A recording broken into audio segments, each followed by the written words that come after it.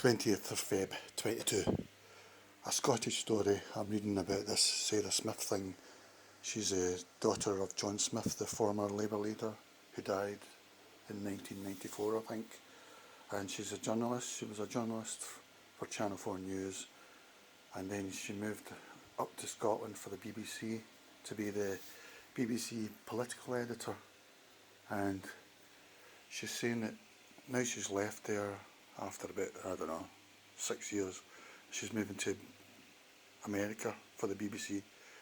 And she said in the news that she's glad to get away from all the bile, hatred and misogyny.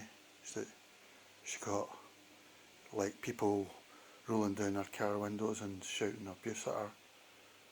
And it's sad that people do that sort of thing, especially like they feel they've got a right to shout at people, strangers in public. So I'm totally with her 100% in that. Don't know about the misogyny. I don't know where she got that. Maybe I'm being misogynist, but I've not read it. I don't know where she actually wrote the article. If it was the Times, that's a paywall. So I don't know why people pick paywall places to post articles they want everyone to read or whatever. But yeah, Sarah Smith, I've always thought of her as balanced and all that. Let's see, what else do I think about it?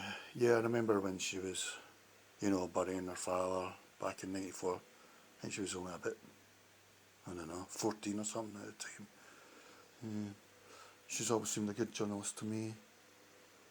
Yeah, people just shouldn't shout things in the street, or especially since nobody even knows what her politics are. I mean, of course you can guess that she might be Labour, but you really don't know. And also, I think it's trying to be tagged as an SNP thing, but definitely SNP have got a problem that way. Probably because it's a sort of a nationalist thing and people get emotional about it. But Nicola Sturgeon said she condemns this, and also Nicola gets abuse as well, which is quite right, No one should be abusive to anybody, especially if it's strangers on the street or whatever.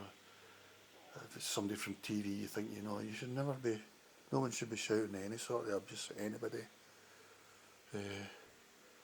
So, yeah, with the SNP thing, I suppose it's getting a bit emotional. But Nicola's told people not to do that. And I remember Alex Salmon said that as well at '98 World Cup. It was the last match. Was it against USSR or the former Soviet or what? And he was going to the match, and what was it? Somebody asked him about England, a journalist or something. I said, "Well, I'm not into all that. I'm not anti-English or whatever. I don't like all that." So it's not really come from the SNP top brass, this sort of idea. I mean, I'm the same, even when I voted SNP and wanted independence and all that. I mean, I've got respect for England, and I like United Kingdom. So I don't feel that way, shouting abuse as if it's sort of different. Even between football clubs, I don't know why Celtic and Rangers up here doesn't need to get to that. I mean, when I think it was SNP brought in as anti-hate laws. No, not anti-hate, to do with football, the Celtic Rangers games. I think it was sort of anti-religious laws or whatever, but recently Labour and Tory up here have done away with that. But I think, we should be going that way for football matches anyway. It's hard to say. I mean, I always feel that rugby, the fans and the players conduct themselves exemplary, whereas with football, you're allowed to shout anything or that sort of thing. But anyway, back to Sarah Smith. She's away to America now. She's quite right to say that, you know, if people are rolling down car windows. But I'm sure Nicola Sturgeon gets that as well, and just stop it, folks, you know. Stop your abuses. People have no right to shout at anybody, really. Certainly not in the political environment. But I'm just thinking that now Scotland's got two SNPs basically. It's got SNP and Alba are sort of it feels like the sort of left wing, more patriotic or thing there. And so that I wonder how this is going to sort of build up. You know, it's becoming a bit like Northern Ireland, where you have the DUP, where the UUP were meant to be the respectful, say no to everything Unionist Party. Then it became the DUP because they were anti the peace agreement, and now it's the TUV over there. You know, Scotland's not getting to that stage, and I don't think it will. But because even though people want independence and that, up here we feel okay about a United Kingdom as well. So I don't think it will get to that stage. Yeah, it's just the Sarah Smith thing. Wish her all the best and all that in America. At first when I heard the story, I thought, oh God, is she moaning about? But once I heard about the abuse she's getting, you know, examples of it. And I see James Dornan, the MP, he said she was probably, well, he made a sort of negative comment about her comment, saying, I don't know if he said she was exaggerating, I can't find the piece, but I'm sure Nicola Sturgeon has sort of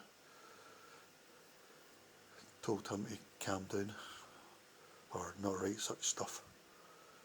Yeah, I suppose, yeah, because up here, the SNP, the voters or the activists hate the BBC, and I don't see why, really. And it's sort of ironic because down in England the right wing hate the BBC, so up here the SNP activists are matching the right wing down in, you know, in Nigel Farage and all that, who think it's this conspiracy thing against the BBC. Up here it's because they think it's anti-nationalist. I don't know really, because I watch programmes and I don't bother. Well, not that I can think of at the moment, because I mean I read the Daily Mail and it's my favourite news website, but when I disagree with stuff, like when they write about COVID, I don't bother about it, because I just ignore it. Or even all their columnists, I mean I don't read any of their columnists. So, yeah, and it is just ironic that nationalists up here, you're meant to be anti-BBC, even though you don't really. I mean, Nicola Sturgeon probably isn't anti-BBC. I noticed that no SNP people appear in GB News, and they've probably got the order not to. And I suppose it's a bit ironic that they're banning their own politicians from appearing, so depriving viewers, because I think Nigel Farage's show there is now beating Sky News in the slot by quite a bit. But anyway, and I know Nigel Farage, I watch the Nigel Farage show, but I don't agree with 80% of the stuff he says. But it's still better than Sky News and BBC News, because over in America, the cable news channels have all given up in being news channels. Really, they're more opinion channels with lots of opinions. And my favourite over there was MSNBC. I mean, I don't watch Fox. I've sort of passed that phase now. I was watching them all during the Trump years, but I've sort of passed on it now. But that's the way news should go, really. It should just be opinion, maybe a news at 6 o'clock. I mean, for news I like the STV News at 6. That's my favourite news programme. But even that I watch and catch up and skip the stories I'm not interested in. It's just to get an idea. But watching news stories to me is like, you know, watching Laura Kuenssberg and that is like watching pantomime or trailers for movies. I just can't be bothered with it. I want facts, really, you know. I prefer infographics and stuff like that. I think the Daily Express is the best for infographics and stuff, so I can sort of try and get context. But back to the Sarah Smith thing, good luck to her and all that, and yeah, everybody be nice. Be nice isn't the same as wokeness. I think wokeness is actually a chance for people to be not nice, you know, activists, to behave badly. So being wokeness and being nice is not the same thing. And you can also be nice to be people but still have your vote. I suppose it's a bit like that, only an excuse story where the guy was happily walking, it was four Scots guys walking to the referendum poll, and they were all wearing their kilts and that, and they all went in, and one of them went in, voted no, and then came out and they were all walking away happy, you know, as if they'd all voted independence. So you've got your right to your vote to express your opinion, and get a YouTube channel if you want, but whether you get banned, that's another thing, isn't it? Yeah, be nice, folks. It's not the same as wokeness. Treat as you want to be treated and all that, you know. Goodbye.